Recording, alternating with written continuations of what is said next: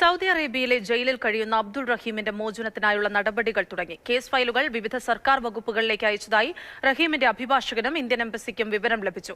19 വർഷത്തിലധികമായി ജയിലിൽ കഴിയുന്ന റഹീമിന് ഇളവ് ലഭിക്കാൻ നടത്തുന്ന നിരന്തര ശ്രമങ്ങളുടെ ഫലമായാണ് നടപടികൾ വേഗത്തിലാകുന്നത്.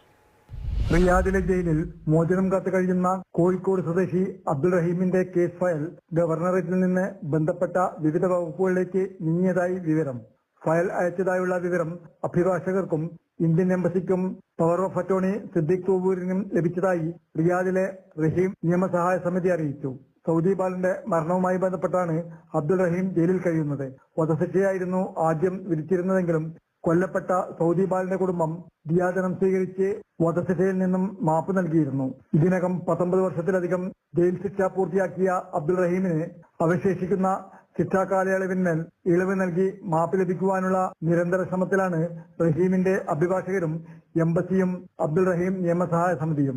നടപടികളുടെ പുരോഗതിയുമായി ബന്ധപ്പെട്ട് വിവിധ കാര്യാലയങ്ങളെ സമീപിച്ചപ്പോഴാണ് ഗവർണറേറ്റിൽ നിന്നും നടപടികൾ പൂർത്തിയാക്കി ഫയൽ മറ്റു വകുപ്പുകളിലേക്ക് അയച്ച കാര്യം അധികൃതർ അറിയിച്ചത്. Mathrubhumi news, Riyadh.